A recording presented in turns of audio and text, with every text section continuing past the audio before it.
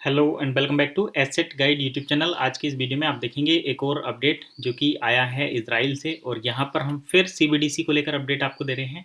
CBDC काफ़ी important है, इसके बारे में आज कुछ बातें बताएंगे, लेकिन उससे पहले आप अपडेट देख लीजिए। जैसे कि आपकी स्क्रीन पर इस समय दिखाई दे रहा है central bank of Israel, Norway and Sweden. तो Israel, Norway and Sweden team up to explore retail CBDC. तो देखिए सीबीडीसी दो तरीके की होती है, रिटेल और होलसेल। तो रिटेल सीबीडीसी, जैसे कि भारत में अगर हम बात करें, दो प्रकार की सीबीडीसी है, रिटेल और होलसेल। तो रिटेल वाली सीबीडीसी की वैल्यू रहेगी रुपए के बराबर, और उसकी डीलिंग होगी जो कस्टमर हैं और बिजनेस है उनके बीच। जैसे कि आपको किराने के स्टोर पर जाना है, वहाँ से सामान खरीदना है, तो आप रिटेल सीबीडीसी में पेमेंट करेंगे। और जब हम एक बैंक से दूसरे बैंक यानी कि इंटरनेशनली पेमेंट को ट्रांसफ़र किया जाएगा, रेमिटेंस के तौर पर जब किया जाएगा, तो वहाँ पर होलसेल सीबीडीसी की बात होगी। और होलसेल सीबीडीसी जो जो नॉर्मल सीबीडीसी है, रिटेल सीबीडीसी है, उससे अलग है और इनकी वैल्यू भी अलग रहेगी। होलसेल सीबीडीसी को इंटरनेशनल पेमेंट सेटलमेंट के लिए यूज़ किया जाएगा। और अभी आप देखेंगे तो बैंक ऑफ इंटरनेशनल सेटलमेंट ने पहला क्वार्टर तक 2023 तक अपने प्रोजेक्ट को कंप्लीट करने की बात कही है। और अभी इन्होंने एक 22 मिलियन डॉलर का ट्रांजैक्शन सक्सेसफुल किया भी है। तो ये इतनी खबर आ रही है हमें सीबीडीसी की तरफ से।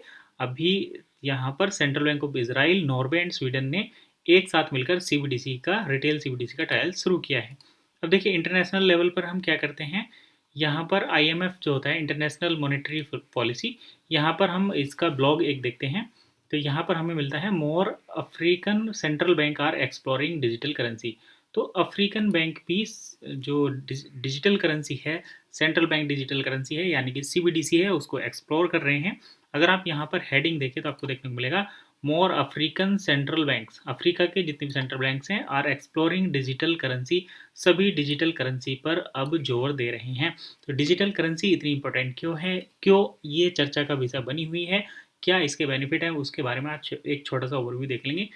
सबसे पहले आप ये देखिए, several sub Saharan African central bank are exploring और in the pilot phase of digital currency. तो सभी अफ्रीकन सेंट्रल बैंक भी पायलट फेज में है। इंडिया भी टेस्टिंग कर रहा है 4 बैंकों के साथ।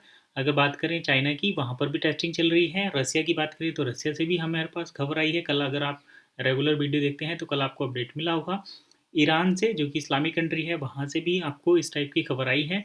तो कहीं ना कहीं अगर देखा जाए तो इंटरनेशनल लेवल पर बड़े स्केल में सभी सेंट्रल बैंक अपनी सीबीडीसी का ट्रायल कर रहे हैं। और जो इंटरनेशनल सेटलमेंट है, बैंक ऑफ इंटरनेशनल सेटलमेंट, उसके द्वारा भी पहला ट्रायल कंप्लीट कर लिया गया है। और 2023 तक उनकी जो पूरी रिपोर्ट है वो फाइनल होने की उम्मीद लग रही है। तो ये था सेंट्रल बैंक डिजिटल करेंसी का अप्रोच, पूरा वर्ल्ड वाइड किस तरीके से क्या चल रहा है। अब मैं आपको दिखाता हूँ कि जो सीबीडीसी है, सेंट्रल बैंक डिजिटल करेंसी, वो किस तरीके से मोर बेनिफिशियल है कन्वेंशनल मनी के, और क्रिप्टो से किस तरीके से बेनिफिशियल है। हालांकि ये एक तरीके की क्रिप्टो करेंसी है, लेकिन थोड़ा मॉडिफाइड और अपग्रेडेड वर्जन में है, जिसको गवर्नमेंट के द्वारा लॉन्च किया जा रहा है। तो गवर्नमेंट की यहाँ पर जवाबदेही रहेगी, वही सारी चीज़ें देखेंगे। तो गवर्नमेंट सीबीडीसी को लेकर इतनी ज़्यादा चर्चाएं क्यों कर रही हैं, क्यों हमें ये सब टर्म्स देखने को मिल रही हैं कि CBDC, central bank digital currency, आखिर ऐसा क्या है, आखिर ऐसी क्या ज़रूरत पड़ी कि हमें अपनी जो कन्वेंशनल मनी है उसको डिजिटल टोकन से रिप्लेस करना पड़ रहा है। इसके पीछे के क्या रीज़न है वो आज हम यहाँ पर देखेंगे।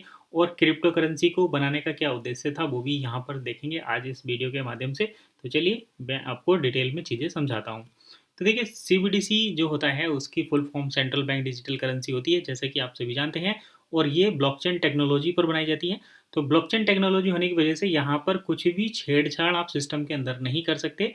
जो एक बार रिकॉर्ड आपके डाटाबेस में चढ़ गया वो आपका रिकॉर्ड परमानेंट रहेगा, और इसको पूरी रिलायबिलिटी के साथ आप यूज कर सकते हैं। दूसरा, यहाँ पर जो सेंट्रल बैंक डिजिटल करेंसी है उसको क्रिप्टो करेंसी के कंपैरिजन में क्यों यूज़ किया जा रहा है, उसका रीज़न ये है कि इसको एक अथॉरिटी के द्वारा अप्रूव किया जाता है, यानी कि गवर्नमेंट इसको खुद या सेंट्रल बैंक इसको खुद अलाउ करते हैं और मॉनिटर करते हैं, और उनकी रेस्पॉन्सिबिलिटी भी बनती है। तो इसलिए यहाँ पर ब्लॉकचेन टेक्नोलॉजी में पावर ऑफ अथॉरिटी आ गई है। साथ ही साथ क्रिप्टो के ज़्यादा कंपैरिजन में इसको इसलिए यूज़ किया जाता है क्योंकि यहाँ पर आपको स्टेबल वैल्यू देखने को मिलती है, क्योंकि गवर्नमेंट इसको सपोर्ट कर रही है। और आपका जो फिएट करेंसी है उसका ही अल्टरनेटिव ये डिजिटल करेंसी सीबीडीसी रहता है। तो आपको एक तरीके से आप ऐसा समझिए कि आपका पैसा आपको डिजिटल फॉर्म में मिलता है और गवर्नमेंट इसके लिए पूरी रिस्पॉन्सिबल है। अगर आप बिटकॉइन एक बैलेट से दूसरे बैलेट में ट्रांसफ़र करेंगे और वो बीच में कहीं पर चोरी हो जाता है तो उसका कोई रिकॉर्ड नहीं रहेगा। लेकिन अगर आपकी सीबीडीसी इधर उधर जाती है तो उसका पूरा कंट्रोल रहेगा गवर्नमेंट पर और गवर्नमेंट उसको इन्वेस्टिगेट करके आपको वापस दिलाने में या फिर आपका ट्रैक करने में पेमेंट पूरा सहयोग यहाँ पर करेगी। गवर्नमेंट की रिस्पॉन्सिबिलिटी है, बनती है। तो इसी से यहाँ पर जो रियल क्रिप्टो करेंसी का कंसेप्ट है वो सक्सेसफुल होता है और ये प्रोजेक्ट इतना अच्छा है कि सभी जो देश हैं, जितनी भी बड़ी मेजर कंट्री हैं और उनके साथ साथ जो एशियन कंट्रीज़ हैं, अफ्रीकन कंट्रीज़ हैं, सभी में सीबीडीसी का ट्रायल जोर शोर पर चल रहा है। BIS bank of international payment settlement है, वो जनवरी 2023 तक अपनी जो रिपोर्ट है वो सबमिट कर देंगे। अगर देखा जाए वर्चुअल जो डिजिटल करेंसी होती है यहाँ पर कुछ बेनिफिट भी होते हैं फिएट के कंपैरिजन में। जैसे कि आपके पास फिएट मनी तो है ही, लेकिन फिएट मनी के साथ साथ आपको सीबीडीसी की ज़रूरत क्यों पड़ रही है? क्यों क्रिप्टोग्राफी टेक्नोलॉजी का यूज किया जा रहा है, ब्लॉकचेन टेक्नोलॉजी का यूज किया जा रहा है, उसके पीछे भी कुछ पॉइंट्स हैं जो मैंने लिखे हैं। सबसे पहले तो ये कि आपकी जो भी फिएट मनी है उसको कालाबाजारी के लिए यूज़ किया जाता है। यानी कोई भी कितनी करेंसी, जब ईडी का छापेमारी चलती है तो करोड़ों की करेंसी वहाँ पर जब्त मिलती है जो लोग अपने घरों में दबा देते हैं। तो सबसे पहला रीज़न तो वर्चुअल करेंसी को लाने का ये है कि आप वहाँ पर कोई भी ब्लैक मनी को स्टोर नहीं कर सकते। आपका जो भी डिजिटल कॉइन रहेगा वो कहाँ से कहाँ पर मूव कर रहा है, एक किस बैलेट से किस बैलेट में जा रहा है, उसका पूरा ट्रांजेक्शन रिकॉर्ड रहेगा। दूसरा होता है यहाँ पर कि क्रिप्टो के कंपैरिजन में इसकी माइनिंग में जो कॉस्ट लगेगी वो ना के बराबर है। यानी कि यहाँ पर जो नोड को वेरीफाई किया जाएगा, यहाँ पर जो ब्लॉक्स वेरीफाई किए जाएंगे वो एक अथॉरिटी के द्वारा किए जाएंगे। तो इसलिए यहाँ पर माइनिंग कॉस्ट भी नहीं आने वाली, केवल पावर ऑफ अथॉरिटी ही इसको वेरीफाई करेगी, जो कि बड़ी मतलब कॉस्ट इफेक्टिव चीज़ें हैं। अगर देखा जाए तो ये रेमिटेंस के तौर पर बड़े आसानी से यूज़ किया जाएगा। अगर अभी आपको इंटरनेशनल पेमेंट भेजना हो तो उसमें काफ़ी लंबा टाइम लगता है, लेकिन जब हम सीबीडीसी का यूज़ करेंगे तो रिटेल और होलसेल दो सीबीडीसी हैं जिनको आप बिना थर्ड पार्टी की मौजूदगी के बड़े आराम से क्रॉस बॉर्डर ट्रांजेक्शन कर सकते हैं, रेमिटेंस के तौर पर उसको यूज़ कर पाएंगे और आपका इसमें ज़्यादा खर्च भी नहीं आएगा और ये कॉस्ट इफेक्टिव के साथ साथ एकदम रैपिड ट्रांजेक्शन प्रोसेस भी आपको प्रोवाइड करेगा। यहाँ पर पेमेंट आपको बिना थर्ड पार्टी के हो जाएगा। हालांकि सब कुछ गवर्नमेंट के कंट्रोल में रहेगा, लेकिन फिर भी आपको अपने करेंसी को ट्रांसफ़र करने के लिए, कन्वर्जन करने के लिए गवर्नमेंट से ज़्यादा जवाबदेही करने की ज़रूरत नहीं है, ज़्यादा फॉर्मेलिटी करने की ज़रूरत नहीं है। तो ये थर्ड पार्टी की मौजूदगी के बिना ही हो जाएगा। हालांकि इसमें पावर अथॉरिटी रहेगी जिससे ब्लॉकचेन को वेरीफाई किया जा सकता है, ट्रांजेक्शन को कभी भी ट्रैक किया जा सकता है, लेकिन इंटरफेयर नहीं रहेगा। आप इसको बड़े आराम से कर सकते हैं। कोई ऑब्जेक्शन उठता है तो बीच में उस पूरे ब्लॉक को वेरीफाई किया जा सकता है, पूरे प्रोसेस को, पूरे ट्रांजेक्शन को, किस वैलेट से किस वैलेट में गया है, किस लिए गया है, वो सारी चीज़ें यहाँ पर चेक की जा सकती हैं। मोस्ट सिक्योर ट्रांजेक्शन है ब्लॉकचेन टेक्नोलॉजी, दुनिया की सबसे ज़्यादा रिलायबल एंड सिक्योर टेक्नोलॉजी है। तो इसीलिए वर्चुअल करेंसी का यूज दिन प्रतिदिन बढ़ रहा है। गवर्नमेंट इसको ज़्यादा जोर दे रही है क्योंकि यही वेब 3.0 जो टेक्नोलॉजी है सबसे ज़्यादा सिक्योर और फ्यूचर टेक्नोलॉजी है।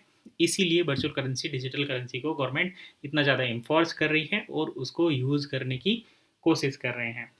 तो यही थी कंप्लीट इन्फॉर्मेशन। आई होप आपको ज़रूर कुछ ना कुछ वैल्यूएबल मिला होगा। वीडियो अच्छी लगी तो लाइक करें, कमेंट करें और शेयर भी करें फ्रेंड्स फैमिली मेम्बर्स के साथ, ताकि सभी को ये इंपॉर्टेंट इन्फॉर्मेशन मिल जाए।